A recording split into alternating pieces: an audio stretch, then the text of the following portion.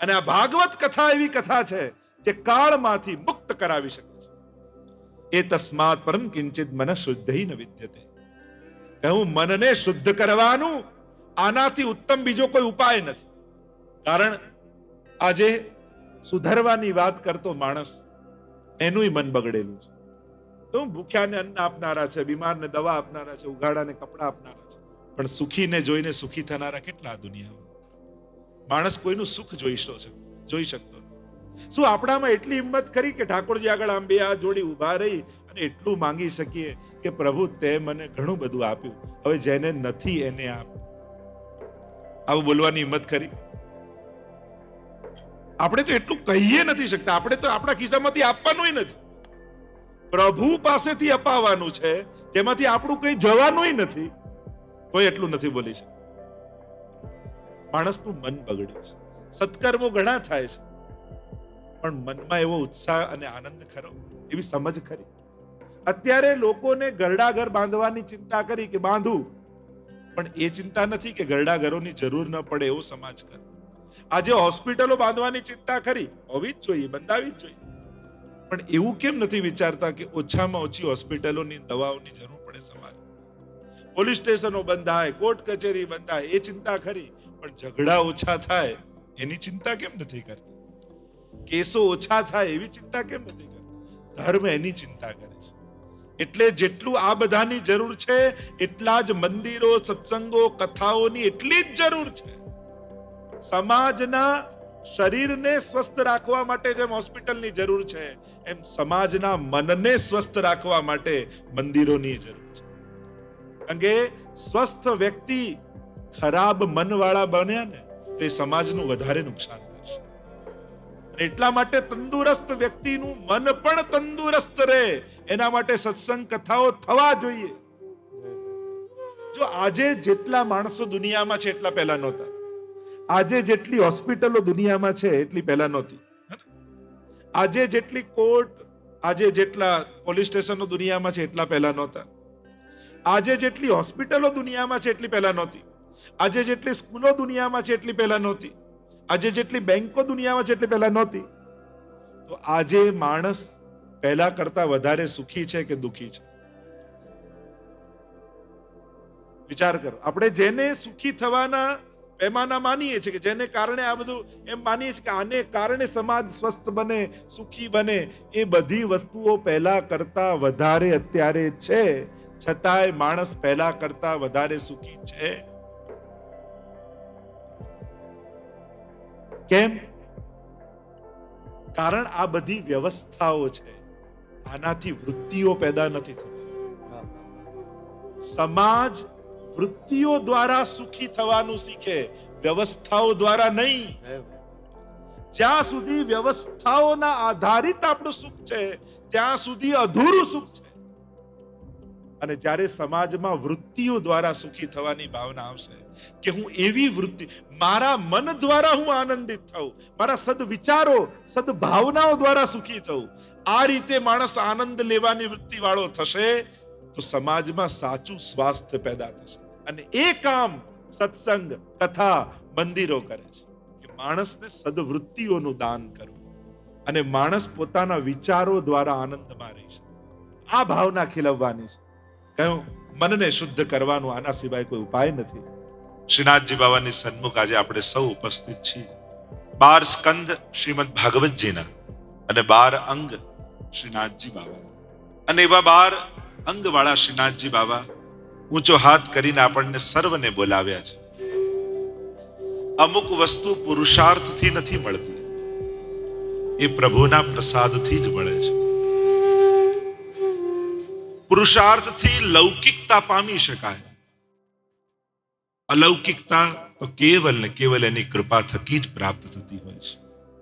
અને આપણે બધા જ ભાગ્યશાળી થયા છે કે આપણા સર્વ ઉપર ઠાકોરજીએ કૃપા કરીને આપણને કથામાં બોલાવ્યા છે. કારણ કે પ્રભુ વિશેષ કૃપા કરે ત્યારે સ્વનું દાન કરે છે. સાધારણ કૃપા કરે તો સામર્થ્યથી દાન કરે. કે પ્રભુની જે શક્તિ છે ઐશ્વર્ય, વીર્ય, યશ, શ્રી, જ્ઞાન, વૈરાગ્ય એમાંથી કંઈક આપે. પણ જ્યારે વિશુદ્ધ કૃપા થાય, વિશેષ કૃપા થાય, ત્યારે સ્વનું દાન કરે છે. અહીંયા આપણે બધા ભગવાનથી કંઈ મેળવવા નથી આયા. અહીંયા આપણે બેઠા છીએ ભગવાન મેળવવા માટે. અને આ એક પાવન ગાથામાં નિમજ્જન કરવા માટે આપણે એકત્રિત થયા છીએ.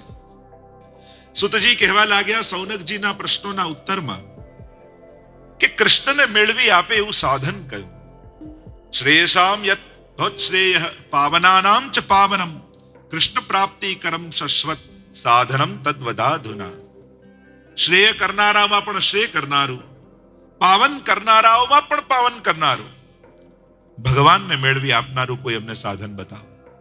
અને ત્યારે પૂછેલા પ્રશ્નોના ઉત્તરમાં સુતજી સ્પષ્ટ રૂપે કહ્યું, કાલ વ્યાલ મુખગ્રાસ ત્રાસ નિર્ણાસ હેતવે શ્રીમદ ભાગવતમ શાસ્ત્રમ કલૌ કીરેણ ભાષિતમ.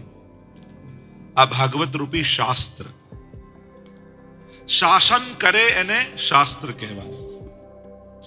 જેનો અંત સિદ્ધ થઈ ચૂક્યો હોય એને સિદ્ધાંત કહેવાય. સિદ્ધાંત હોય એને કહેવાય કે જેના પછી હવે કોઈ ચર્ચા કરવાની બાકી નથી, એવું જેને ફાઇનલ વર્ડિક્ટ કહીએ છીએ એને કહેવાય સિદ્ધાંત. કે બધી જ ચર્ચાઓ, વિચારણાઓ, તર્કો વિતર્કો થયા પછી જે ફાઇનલ ડિસિઝન હોય એને કહેવાય સિદ્ધાંત. અને ધર્મ કેવલ શ્રદ્ધાથી નહીં, કેવલ ભાવથી નહીં, પણ સિદ્ધાંતથી ચાલે છે. અને એટલા માટે આપણે ભલે એમ કહેતા હોય મારે દિલ ચોખ્ખું છે, મારી ભાવના શુદ્ધ છે, એટલે મને તો જેવો ભાવ આવે એવું કરું, પણ આ શાસ્ત્રોક્ત વાત નથી. ભગવાન તો ગીતાજીમાં કહે છે તસ્માત શાસ્ત્રમ પ્રમાણમ તે કાર્ય કાર્ય વ્યવસ્થિત. શાસ્ત્રોને પ્રમાણ જાણી સિદ્ધાંત અનુસાર ભક્તિ કરવી જોઈએ. એટલે આપણી વાત ભાવની સાચી, દિલ ચોખ્ખું છે, બધું બરાબર, પણ કેવલ શુદ્ધ ભાવ પણ પૂરતો નથી, એની સાથે સૈદ્ધાંતિકતા પણ જરૂરી છે. અને સૈદ્ધાંતિકતાને જાણવા માટે શાસ્ત્રો જાણવા જોઈએ. તો ઘણીવાર એમ થાય જેટલું ક્રિશ્ચન ભાઈઓને બાઇબલ વિશે ખબર હોય છે, જેટલું મુસ્લિમ ભાઈઓને કુરાન વિશે ખબર હોય છે, એટલું આપણા હિન્દુ ભાઈઓને ગીતાજી કે ભાગવતજી વિશે ક્યાં ખબર હોય છે. અને આપણી એ તત્પરતા પણ નથી હોતી કે આમાં શાસ્ત્રોમાં ભગવાન શું કહે છે એ જાણું, આપણા ધર્મ ગ્રંથોમાં છે શું. અને જ્યારે આવી ઉદાસીનતા કોઈ સમાજમાં આવે ત્યારે એ સમાજ અંધશ્રદ્ધા તરફ જતો હોય છે. અને જ્યારથી મૂળ શાસ્ત્રોને આપણે છોડ્યા ત્યારથી રોજના નવા ભગવાનો પેદા થવા લાગે. આય ભગવાન, પેલાય ભગવાન, અને પછી માણસ જ્યાં જ્યાં એની મનોકામના પૂરી થતી જાય ત્યાં ત્યાં જવા લાગે. પણ શાસ્ત્રો દ્વારા સમજવું જોઈએ ભક્તિ કઈ રીતે થાય, ભગવાન કોણ, કઈ રીતે એનું ભજન થાય, બધાના વિધાનો છે. આપણે ત્યાં 3 શબ્દ આવે છે, એક ભગવાન, બીજું દેવતા અને ત્રીજું અવતાર. ભગવાન એ સુપ્રીમ છે, એમાંથી આ બધું પ્રગટ થાય છે. એ અનેકો અવતાર લઈને આવે છે અને ભગવાને આ સૃષ્ટિનું સંચાલન કરવા અનેક અનેક દેવતાઓને પ્રગટ કર્યા છે. એટલે ત્રણેયની કેટેગરી જુદી છે. આપણને તો એમ થાય જેને પગે લાગો બધું સરખું જ છે ને, પણ શાસ્ત્ર એમ નથી કહેતું. તમે જેને ભજો છો એને પામો છો. અને એટલા માટે ભાગવતજી એ ભગવાનને સમજવાનો અવસર છે. 17 પુરાણો છે, એ અન્ય પુરાણોમાં અવતારો વિશેની ચર્ચા છે, પણ ભાગવતજીમાં સ્વયં ભગવાન વિશેની ગાથા છે. એતે ચાંચ કલા પુંસક કૃષ્ણસ્તુ ભગવાન સ્વયં, એમ ભાગવતજી કહે છે. એટલે સર્વ પુરાણો કરતા વિશેષ રૂપે ભાગવતજીને માનવામાં આવ્યા, કારણ આમાં પરબ્રહ્મ પુરુષોત્તમની ગાથા છે કે જે સારસ્વત કલ્પમાં કૃષ્ણ સ્વરૂપે પધાર્યા છે. બાકી કૃષ્ણ અવતાર વિષ્ણુના અવતારમાંનો એક અવતાર પણ છે, અને કૃષ્ણ પરબ્રહ્મ રૂપે પણ ઓળખાય છે. આ બે રૂપ કૃષ્ણના, એક પરબ્રહ્મ જેમાંથી બ્રહ્મા વિષ્ણુ મહેશ પ્રગટ થાય છે, ત્રણેય દેવો, અને એક 24 અવતારમાંના એક અવતાર કૃષ્ણ. તો સારસ્વત કલ્પના દ્વાપરમાં જે પૂર્ણ પુરુષોત્તમ પરબ્રહ્મ છે એ પોતે વ્રજમાં પધારે અને એની ગાથા ભાગવતજીમાં છે. એટલા માટે સર્વ પુરાણો કરતા એને વિશેષ માનવામાં આવે છે. ગઈકાલે દર્શન કર્યું, કહ્યું કે મનને શુદ્ધ કરવાનું આનાથી શ્રેષ્ઠ બીજો કોઈ ઉપાય નથી. અંગે શરીરને સુંદર કરવા માટેના અનેક ઉપાયો મળે છે, પણ આ મનનું શું? આજે માણસનું જ્યારે મન બગડ્યું છે ત્યારે એને શાંતિ અને આનંદ કેમ આપો? તો કહ્યું કે આ ભાગવત કથા એવી છે. સુતજી સમજાવતા કહે છે કે આ કથા તો દેવતાઓને પણ દુર્લભ છે. કારણ કે જ્યારે પરીક્ષિત મહારાજને સુખદેવજી કથા કહેવા લાગ્યા એ ગંગાજીના પાવન તટ પર, અને ત્યારે દેવતાઓ અમૃતનો કળશ લઈને આવ્યા અને પરીક્ષિત મહારાજને કહેવા લાગ્યા, તને મૃત્યુનો ભય છે ને, લે આ અમૃત પી લે. આનાથી શું થશે? આનાથી તું અમર થઈ જઈશ. પરીક્ષિત મહારાજ વિચાર કરવા લાગ્યા, અમર તો થઈશ, દેવતાઓએ અમૃત પીધેલું છે, છતાંય રાગ દ્વેષ ભોગ એમના જીવનમાંથી જતા નથી. સતત ભયભીત સ્વર્ગમાં બેઠા બેઠા પણ રહે છે કે અસુરો આવીને અમારા સ્વર્ગને પચાવી ન પાડે, અમારું સ્વર્ગ જતું ન રહે. ઇન્દ્રને હંમેશા ભય રહે છે મારું ઇન્દ્રાસન કોઈ ન લઈ જાય. એટલે કોઈ પણ તપ કરતું હોય ને એટલે ગભરાઈને ભાગે ભગવાન પાસે, અરે મારું ઇન્દ્રાસન કોઈ ન લઈ જાય. એટલે સ્વર્ગમાં અમૃત પીધા પછી પણ ભય છે. અને પરીક્ષિતે વિચાર કર્યો, લાંબુ જીવવા આવું ભયભીત જીવન કરતા ભલે ટૂંકું હોય પણ નિર્ભય જીવન જીવવું છે, જેમાં કસાનો ભય ન હોય. મારે દીર્ઘ જીવન નથી જોઈતું, મારે દિવ્ય જીવન જોઈએ છે. પેલા પથ્થરનું જેવું જીવન નથી જોઈતું જે વર્ષોથી પડ્યો હોય પણ કોઈને આનંદ ના આપતો હોય. એના કરતા રસ્તામાં એક ખીલેલું નાનકડું ફૂલ એને જોઈ જે જે દ્રષ્ટિ કરે, ભલે સાંજે ખરી જવાનું છે પણ અનેક જનોને આનંદ આપીને જાય છે. અને એટલા માટે અભક્તાંસ્તાંશ વિઘ્નાય નદ દૌસ કથામૃતમ, અભક્તો જાણી અને દેવતાઓને અમૃત ન આપ્યું. કથાની એક જ શરત છે, ભક્ત. તમારી ભક્તિ એ જ કથાનો અધિકાર છે. અને અમૃતના કળશ તો આજે આવે છે. કથા સાંભળવાનું નક્કી કર્યું હોય કે 7 દિવસ તો જવું જ છે, એટલામાં કોઈના લગ્નની કંકોત્રી આવી જાય, આ દિવસે તો આવું જ પડશે.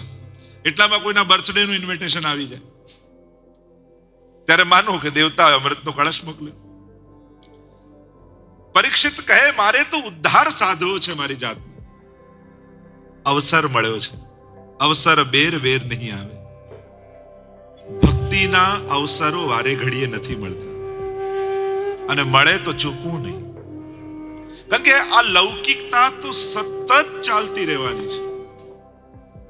આ પ્રકારનું જીવન તો ચાલતું જ રહેવાનું છે. પણ જ્યારે આવા રૂડા અવસર મળ્યા હોય ત્યારે સાધી લેવા જોઈએ, પકડી લેવા જોઈએ. મેં ગઈકાલે જ કહ્યું કે આ 7 દિવસ 4-4 કલાક તમારા છે, બાકી બધે સમય વાપર્યો છે. આ સમયને તમે બાંધો છો, સમય તમારો થઈ જાય છે. અહીંયા સમય વાવો છો તમે. અને અભક્ત જાણીને ના આપ્યા. કહ્યું સુતજીએ કે આ કથા તો સ્વયં નારદજી અને સનત કુમારોની વચ્ચે થઈ, અને સ્વયં સનત કુમારોએ નારદજીને આ કથા સંભળાવેલી. ફરી પ્રશ્ન કર્યો કે આ સનત કુમારો તો સતત પરિભ્રમણ કરતા રહે છે, કોઈ એક જગ્યાએ ગોદોહનના સમય કરતા વધારે રોકાતા નથી. પછી સનત કુમારો અને નારદજીનો મેળાપ થયો ક્યાં? અને એની કથા કહેતા સુતજી બોલ્યા, એકદા હિ વિશાલાયા ચત્વાર ઋષયો મલા સત્સંગાર્થ સમાયાતા દદ્રશોસ્તત્ર નારદમ. એકદા હિ વિશાલાયા